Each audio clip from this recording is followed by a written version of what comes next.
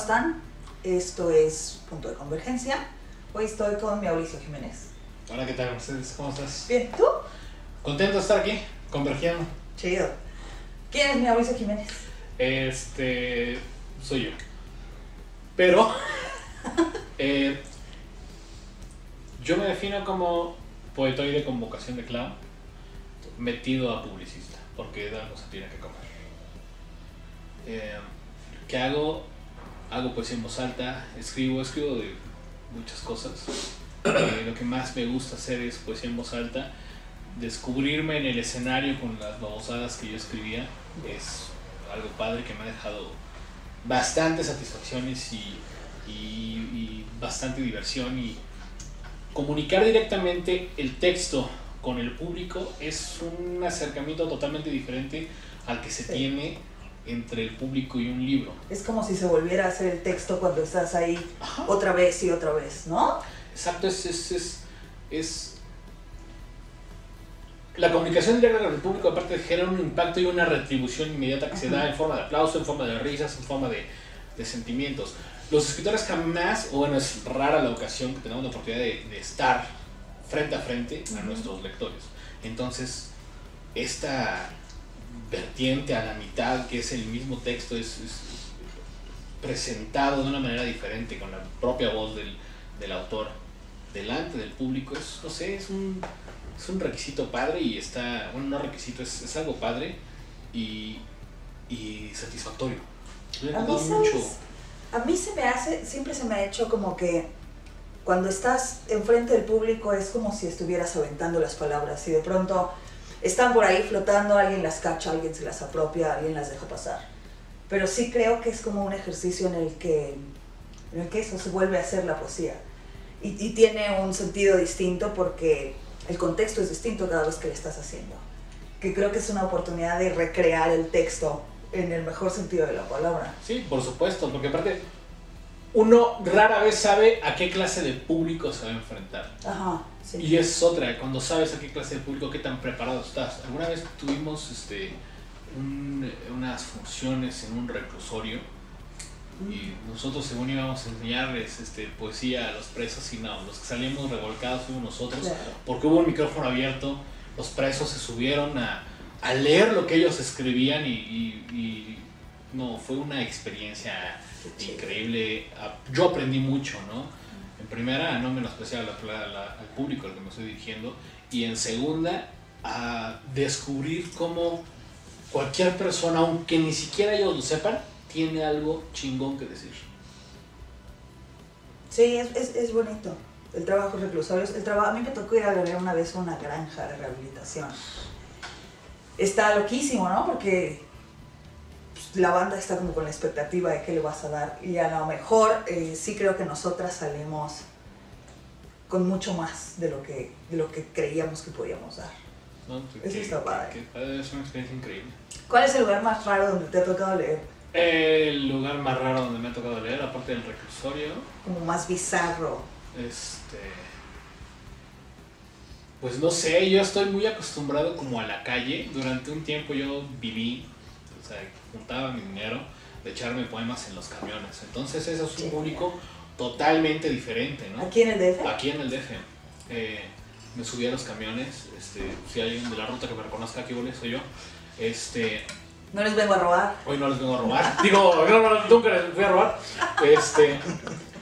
Pero la comunicación con el público de camiones es totalmente diferente porque uno está acostumbrado a que terminas y te aplauden.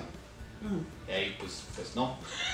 Ahí la gratificación se ve en la moneda de 5 pesotes que te dan. Entonces eso es hasta sabroso. Una vez un señor me dio 20 pesos y su correo electrónico para que le mandara el poema. Por supuesto que se le mandé y ya sé que ahí hay un lector, ¿no? Eso es lo que tengo seguro. Entonces es un público interesante. Es un público rico, porque aparte estás directamente con la banda. Aparte es banda que ni siquiera tiene ganas de escucharte, ¿no? Ellos están en su trayecto cotidiano y de repente se sube un güey a decir, oye, ¿me puedo echar un poema? Y venga. Hasta los choferes te ven raro, ¿no? Sí, un poema. Bueno, pásale. Y pues ya uno hace lo que tiene que hacer y con que salga para comer, pues está padre, ¿no? Es que sí, lo lamento decirlo, yo he vendido mis poemas por dinero. Así, Bueno, como pero cualquiera. hay una larga trayectoria, ¿no? Pita Amor ya en sus últimos años andaba por este barrio justamente, ¿no? En la Cuauhtémoc y en la Juárez, con una bolsa del mandado, esto así como de rejilla llena de poemas que transcribía de puño y letra y te los vendía por 10, 15, 20 varos, ¿no? Entonces andaba por acá en las calles con unas pulseras así que le cubrían todo el antebrazo y plumas, ya sabes, como el arco iris multicolor en las sombras de los ojos, era Pita Amor, ¿no? Por supuesto, tenía todo el chance de la licencia poética para hacer lo que le diera su gana. Era un poema completo esa mujer andando por las calles de las Juárez vendiéndote los textos. Debe haber sido Sí. encantador. Por ahí hay un poeta vallartense, Lalo Quimixto Chacala, sí, lo leí. que también, ¿no? Yo cuando conocí a Lalo Quimixto fue así, en el malecón de Vallarta, y me se acercó y me dijo, oye, vengo a decirte un poema. Cámara, ¿no? Y a eso se dedicó muchos años. Claro. Andar de bar en bar por la zona turística a ver quién quería escucharle un poema, y ya si le querías comprar el libro, puta, pues ya le hacías el día, ¿no? Real, eso no me lo sabía. Me sé alguna historia de Lalo Quimixto. Yo no lo conozco en persona. Me gusta cómo escribe y me han contado cosas muy interesantes de él. Y creo que es un gran poeta que está como relegado Sí. del conocimiento popular. Sí, está incluso como muy al margen de los círculos alternativos de la poesía del país, pero es un gran poeta, sí. Sí, A mí me gusta mucho su estilo. Se rifa el Quimixto. Sin duda. Cuéntame de Cuartos de Triques. El Cuarto de Triques es un libro que nace más del capricho. Evidentemente la tecnología nos está desbordando y ya la presencia del libro electrónico es algo innegable. Yo presumía mucho mi biblioteca, ¿no? Mis libreros llenos de libros. Hasta que un día me puse a contar cuántos libros electrónicos tengo y pues no, tengo más electrónicos, ¿no? Los dos son cosas que estoy seguro que ni siquiera tengo la vida suficiente para leer. Pero el hecho es que el libro electrónico está arrasando, es la tecnología al servicio de la cultura y está cada vez está más presente. También estamos en una época en la que, aunque parezca que no se lee mucho, a lo mejor no se lee piezas de literatura como creemos, pero la gente lee su WhatsApp, la gente lee los perfiles de Tinder, la gente lee todo en Facebook, la gente lee en Twitter, la gente lee en blogs. Entonces estamos en una época que estamos leyendo mucho. Es natural que el libro también adquiera un formato electrónico. En esta época donde el formato electrónico es la norma o lo nuevo, pues me dije, ya quiero sacar mi libro impreso, ¿por qué no? Y entonces me dieron chance la gente de Lengua de Diablo. Dijeron, preséntanos los poemas y armamos el libro, ¿no? Y entonces pues ahí seleccioné los textos que fueran. Yo quería que fuera un libro muy íntimo, porque el primer consejo que me dio un baboso para ser escritor, me dijo, tu primer libro no debe hablar de ti. Así dije, chinga. Entonces pues, fue un capricho decir cuando mi primer libro va a hablar total y absolutamente de mí. ¿Pero no hablan todos los libros de uno? Pues sí, yo creo que él era escritor de programas de televisión, entonces no sabía bien cómo estaba el rollo. Pero el caso es que yo quise que mi libro fuera extremadamente personal. Todos los poemas que están en mi libro son familiares, son a mi madre, a mi abuela, a mi padre, a mi hija, a mi esposa, a la abuela de mi esposa, todo es un círculo muy íntimo el que contiene este libro. Y contiene 13 años de poesías. Es un rato. El texto más viejo lo escribí cuando recién conocí a la madre de mi hija, mi esposa. Y el texto más reciente se lo escribí a mi abuela. Y en ese lapso hay 13 años de poemas que decidí meter en este libro. Yeah. Cuéntame de ese último, del poema que le escribiste a tu abuela. El poema que escribí a mi abuela. Mi abuela se llama, bueno, no, mi abuela se llama Alicia. El poema se llama Flor de Cáncer. Ella falleció cuando yo tenía 12 años. Yo la conocí muy poco. Y aparte, toda mi vida, ella estuvo muriendo de cáncer. Cuando mi madre estaba en el hospital, yo recién nacido, mi abuela le dijo: hija, me encontré una bolita en el pecho. Y 12 años después, esa bolita la mató. Mi abuela murió joven, 50 y tantos años, pero yo la recuerdo como una señora viejita, disminuida, sin cabello, pegada a su tanque de oxígeno. Son cosas que yo tengo muy presentes. Y cuando yo quise por fin escribirle, no podía. Nunca salió la idea, nunca se dejó escribir ese poema, hasta que llegó el momento de cerrar la edición del libro y me dijeron: tienes 4 páginas en blanco, o quitamos o agregamos. Entonces en ese momento yo dije: ok, tengo que escribirle el poema que yo sé que falta en ese libro, y tengo que escribir el poema que yo sabía que faltaba en el libro, y escribí el poema para mi abuela. Que se llama Flor de Cáncer. Se llama Flor de Cáncer. Y yo te decía que a mí me pasó algo parecido, ¿no? Que alguna Navidad por alguna Navidad no tenía dinero para los regalos, y entonces decidí que le iba a regalar un verso a cada quien en la casa. Estuve día y noche durante una semana, todo salió muy bien menos el poema de la abuela. Entonces la abuela esa Navidad recibió galletas y una gran disculpa, ¿no? Porque la verdad es que fui perfectamente incapaz de escribirle un poema. Me tardé poco más de un año en hacerlo. Finalmente cuando se lo escribí tuve la gran fortuna de llevarla a que lo escuchara. Ella no sabía a qué estaba yendo, no sabía que iba a una lectura de poesía a las que iba muy entusiastamente, aunque quizá no era como su hit escuchar a 20 jóvenes poetas leyendo. Eso es un acto de amor absoluto. Sí, definitivamente. Y la abuela fue muy feliz con ese poema que se llama Clara. La verdad es que me costaba mucho trabajo porque había muchas cosas que decir, ¿no? Quien te da mucho y uno tiene que elegir palabras para soltar una cosa, 2 cosas, entonces se complica la ejecución. Tiempo después, que es el texto que yo voy a hacer ahora que nos leas, Flor de Cáncer, muchos años después a mi abuela le diagnosticaron con cáncer también. Nos tocó esta etapa de ir viendo cómo alguien se va haciendo menos y menos y menos, ¿no? Y bueno, este es el texto póstumo, ¿no? Okay. Por las abuelas. Por las abuelas. Mi abuela comenzó a morir cuando yo nací. Descubrió la muerte injertada en su pecho mientras yo reclamaba una bocanada de vida bajo el ombligo de mi madre. Yo, tumor de luz, extirpado quirúrgicamente del paraíso, tuve un hermano gemelo en el cáncer de mi abuela. Ella, Flor de Otoño, fue arrasada por el invierno prematuro.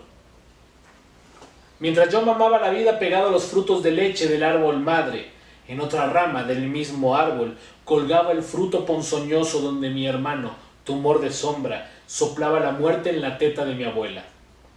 Le germinó la plaga cerca del corazón, y ella, tumor de leche, aferrándose a la vida, se inyectó dolor en la sangre, veneno para la muerte.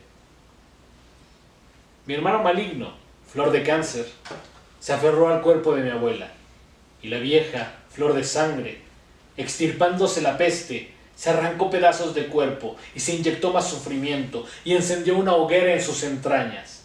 Para calcinar a su muerte, le prendió fuego a su vida. Se fue apagando poco a poco mientras yo crecía. Mi hermano infecto, tumor de madre, se llevó a mi abuela, Flor de Otoño. Los incineraron juntos por la tarde y yo no fui invitado al funeral. Mi abuela, Flor de Luto, fue arrasada por el infierno prematuro.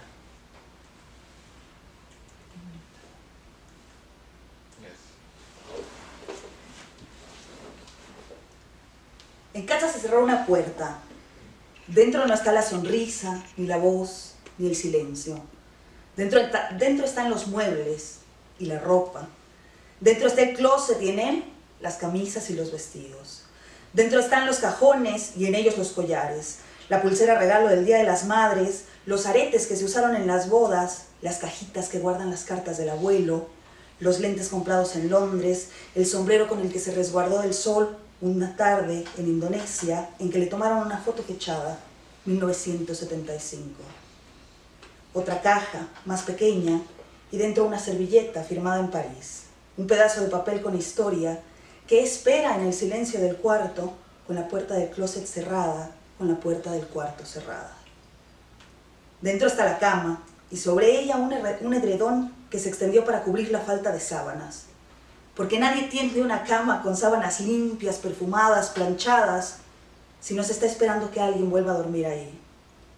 Dentro están los muebles, un montón de fotografías acumuladas y acumulándose, con los mismos rostros repetidos y sonrientes, con cara de presúmeme abuela, en hileras caóticas sobre los tocadores, esperando a ser vistas por quien se decida a cruzar la puerta del cuarto, que no guarda silencio, que no guarda voz, que no existe.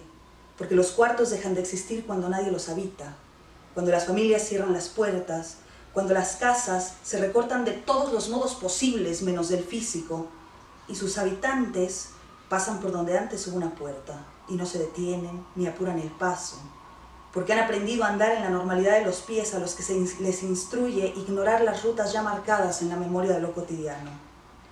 Dentro, pues, no está la mirada de quien se asoma desde dentro, esperando la visita de la hora de la cena, ni de quien entorna los ojos para invitarnos a volver otra tarde, ni la mirada que buscaba la hora en que los demás despiertan.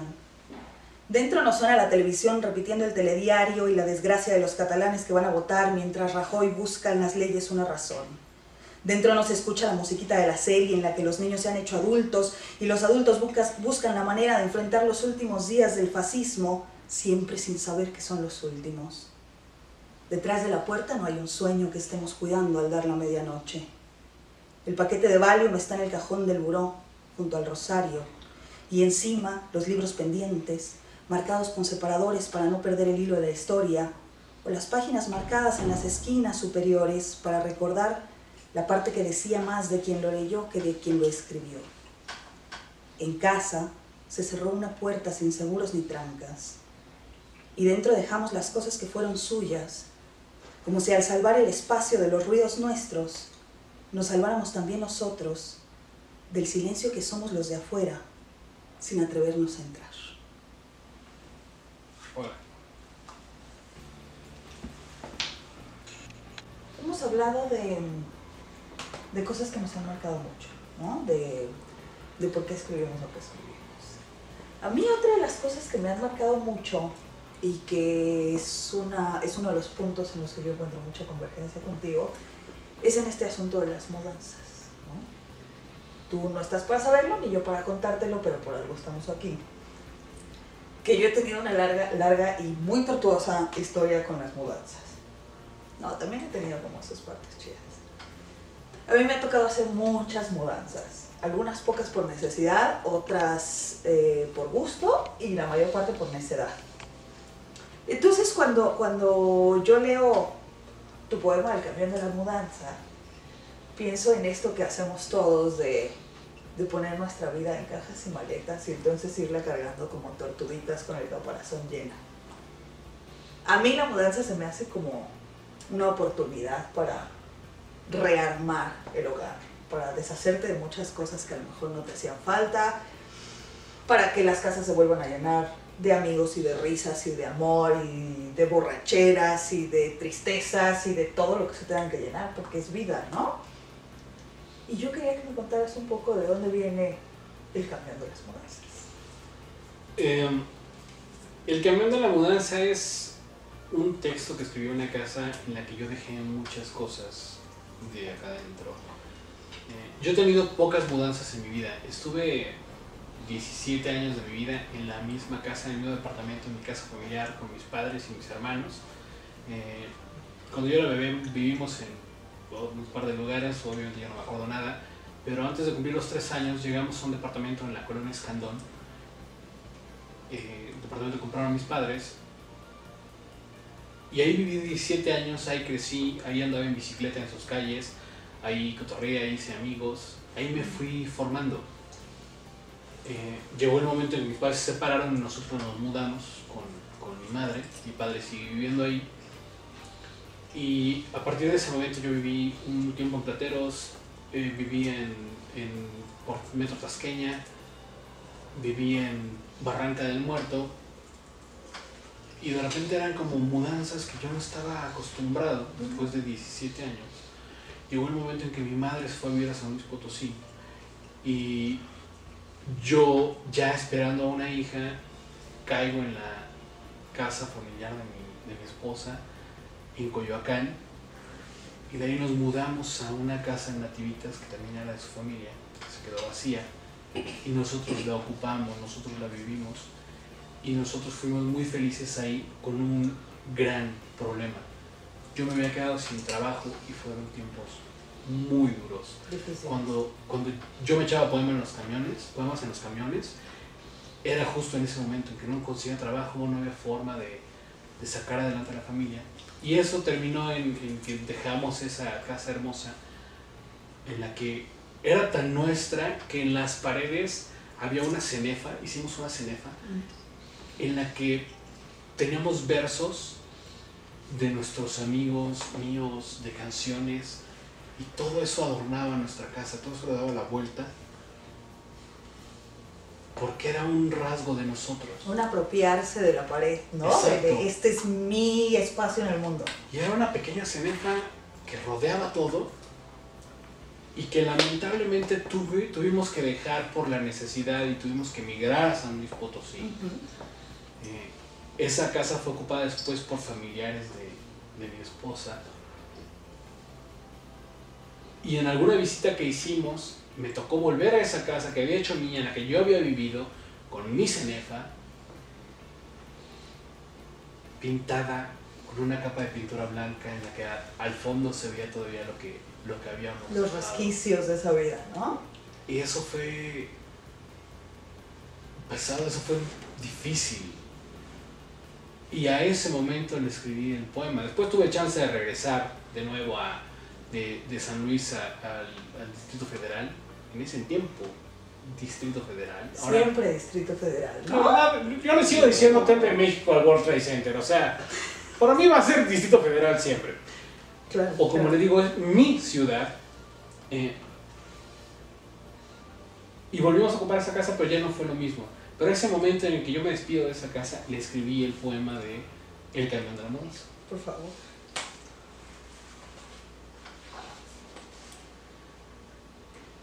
Llegamos con la vida en cajas y llenamos la casa de cosas.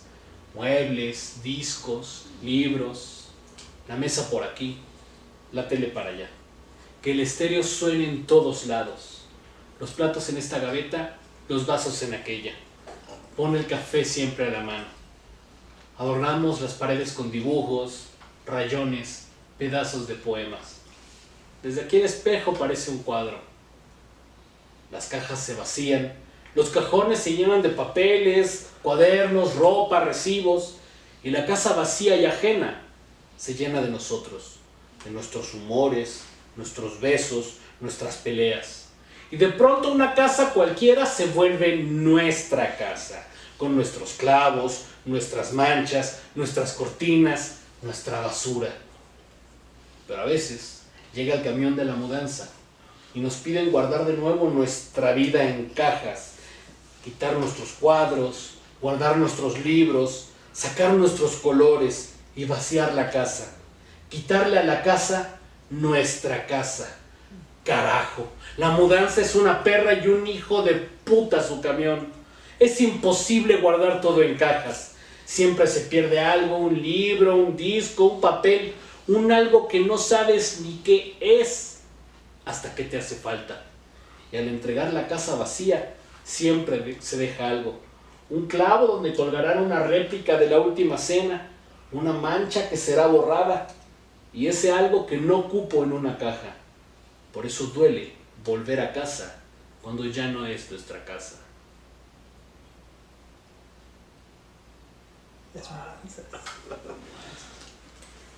Fíjate que yo tengo que he tenido muchas mudanzas. Y particularmente este libro, El Apuntes de algún tiempo, es un libro que escribí a lo largo de 3 o 4 mudanzas, ¿no? Que fue del DF a Los Cabos. En Los Cabos viví como en 2 o 3 casas distintas. Luego me fui a Guadalajara y luego regresé al DF, ¿no? Y ya después es que el libro encontró como su camino. En realidad es que pues es un libro que se hizo en el camino, tal cual, a través de las mudanzas. Y me pasó un poco lo que pasó con el cuarto de Triques, que decían, oye, acá me quedan 2 páginas, ¿qué hacemos con ellas, no? Y bueno, así es como salieron esos últimos 2 textos de un libro que se había escrito en mudanzas. De donde fui a lo que soy, hay 4 ciudades, 14 mudanzas, 4 amores. De lo que nombra a quien fui, hay una vida que no es esta, pero que fue mía. Había una manzana sobre la mesa. Mañana estaba podrida, agusanada. Pasado mañana volví a mirarla. Menos brillo, tal vez. No se ha movido. Nada sin mi mano se mueve en esta casa. Ayer voy a comprar la manzana que debí comer mañana, cuando todavía no había llegado a teñir su color. Por 7 días olvidé el tiempo que la vi junto a la estufa, quieta, antes que el olor me recordara que hoy mi casa no huele como ayer, y que ayer siempre olerá a manzana.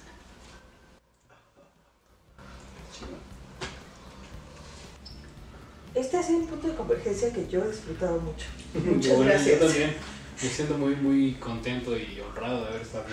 No, muchas gracias. La verdad es que nos hemos reído mucho.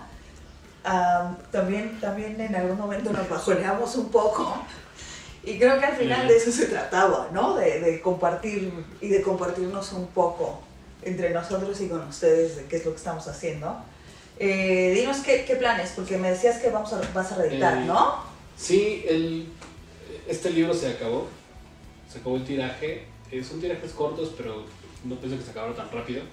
Y estamos planeando ya la segunda edición, corrigiendo algunos errores que se le fueron al que estuvo al cuidado de la edición. Fui yo. Un par de acentos y un verso que al final dije, este verso no va.